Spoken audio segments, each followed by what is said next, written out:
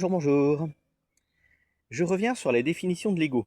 Alors c'est sûr, je vous en ai déjà parlé souvent et je vous en parlerai encore parce que ça reste une des grandes composantes clés de la résolution des problèmes en TPE, technique de pacification émotionnelle.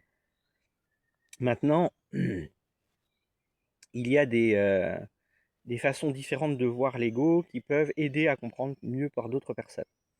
J'ai eu une idée, une image, une métaphore qui peut-être vous aidera. Comme je vous l'ai déjà dit, l'ego il n'est pas un problème. Il est un problème seulement si on lui laisse les rênes. L'ego, c'est un outil. Comme tout outil, s'il est bien utilisé de manière consciente et juste, eh bien, il fera le taf. Pardon. En fait, si vous imaginez l'ego comme un lecteur audio, vous lui donnez à manger une clé USB sur laquelle vous avez l'intégrale de votre chanteur préféré.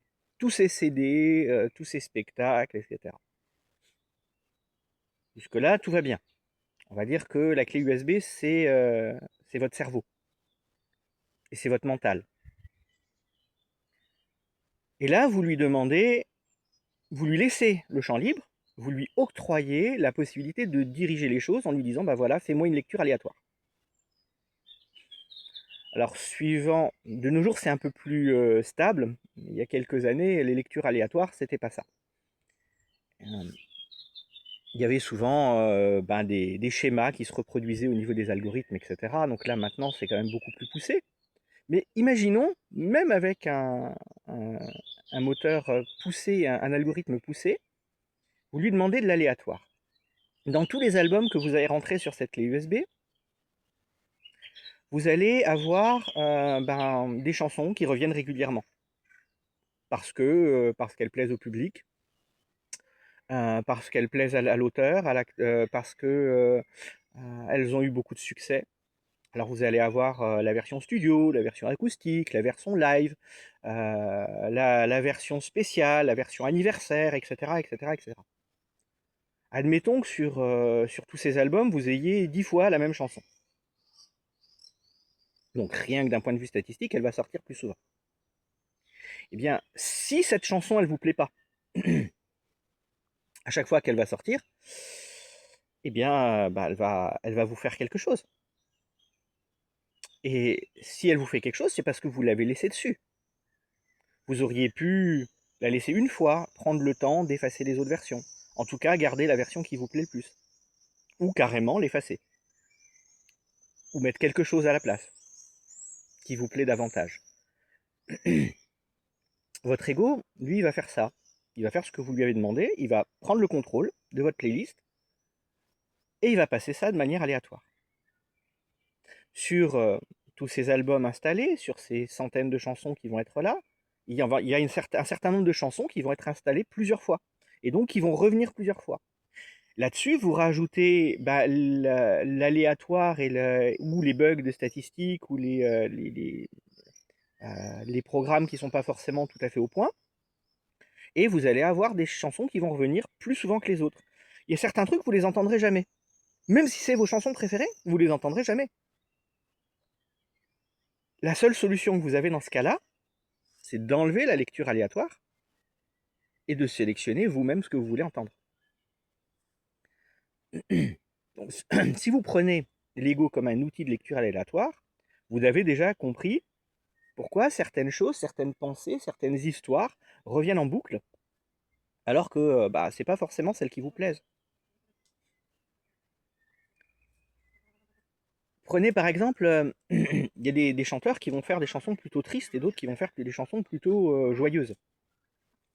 Je vais prendre deux exemples de ma génération, qui parleront peut-être pas à tout le monde. Prenez Pierre Bachelet par exemple. Alors je pense que les jeunes ne connaissent peut-être pas, et pourront se renseigner, ça leur fera pas de mal.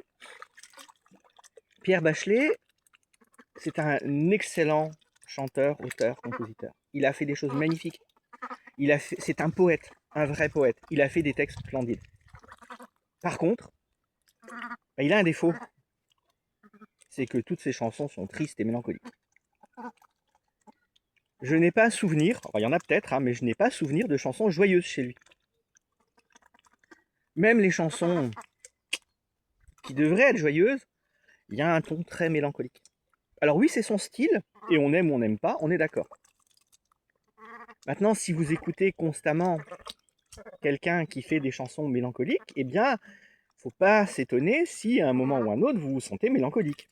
C'est tout à fait normal. Parce que la répétition fait que votre inconscient, votre cerveau, il va considérer que c'est votre norme, c'est ce que vous cherchez, ce dont vous avez besoin. Et donc, comme vous le nourrissez, eh bien, il va le nourrir de son côté et il va vous aider à rester dans cet état-là, en vous nourrissant encore plus avec d'autres recherches du même type. Je ne crache absolument pas sur Pierre Bachelet, comme je vous l'ai dit, je l'adore. J'ai trouvé qu'il a fait des choses magnifiques, mais il me pète le moral à chaque fois que je l'écoute. Donc je l'écoute avec parcimonie, une petite chanson par-ci par-là. Maintenant, prenez un autre chanteur populaire, plus connu encore aujourd'hui, Patrick Sébastien. Pareil, beaucoup de gens décrivent ses chansons, oh, c'est niais, c'est machin, c'est bidule. C'est de la chanson populaire. Mais c'est de la chanson joyeuse. Je n'ai pas un souvenir qu'il ait fait beaucoup de chansons tristes.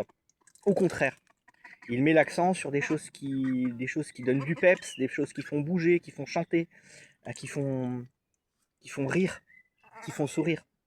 Parce qu'il y a de l'humour, parce que c'est léger, c'est joyeux. Là encore, si vous faites le choix d'installer ce genre de chansons sur votre clé USB, eh bien vous avez plus de chances d'entendre des choses joyeuses. C'est vous qui faites le choix de ce que vous mettez dessus, ou de ce que vous allez privilégier. C'est-à-dire que si vous mettez que des chansons joyeuses, ou agréables, ou qui vous donnent la pêche sur votre playlist, eh bien quand vous allez mettre le mode aléatoire, vous n'aurez que des choses agréables, joyeuses, et qui vous donnent la patate. Sinon, vous pouvez faire le choix de temps en temps de couper le mode aléatoire et d'aller vous-même chercher la chanson qui va vous faire du bien.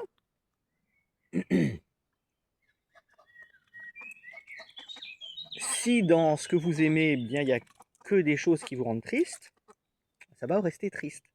Et sachez que, je vous l'ai déjà dit, désolé, il y a pas mal d'insectes, je suis au bord de l'eau, l'inconscient va sélectionner les choses qui sont habituelles, normales et connues pour lui. Donc si vous ne nourrissez que ce genre de choses-là, eh bien vous n'aurez que cela. Quand on est dans ces situations-là, quand on a des traumas, par exemple, un trauma, on va considérer que c'est une chanson extrêmement triste, douloureuse, qui vous rappelle des souvenirs désagréables, peut-être même qui vous maintient, souvent qui vous maintient dans quelque chose que vous avez vécu vous-même ou rapprochant. Et bien pendant ce temps-là, vous nourrissez cette part de vous, vous continuez à vous faire souffrir là-dessus, et bien sûr, vous ne pouvez pas être heureux là-dedans. Maintenant, si vous faites le choix, et je sais que c'est pas facile, de sélectionner des choses joyeuses, ça va peut-être vous énerver quelques minutes, mais sur le long terme, ça va vous apporter beaucoup plus de légèreté. Ça ne réglera pas votre problème, on est bien d'accord, mais ça va vous donner une autre vision sur la vie. Vous allez nourrir une autre part de vous qui va résonner, rayonner, vibrer différemment. Et quand vous vibrez triste, vous êtes triste, et quand vous vibrez joyeux, vous êtes joyeux, tout simplement.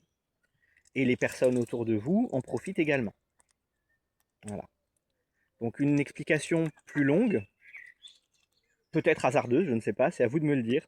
Dites-moi si ça vous parle, ou si je dois peut-être clarifier certaines choses ou développer certaines autres. Mais je pense que cette métaphore-là a plus de chances d'être explicite pour beaucoup. N'oubliez pas, l'ego, c'est avant tout un outil. Si vous lui laissez les rênes, il fait ce qu'il veut. Si vous lui dites quoi faire, il fera ce que vous lui dites. Voilà. Allez, je vous laisse là-dessus. À bientôt. Ciao, ciao.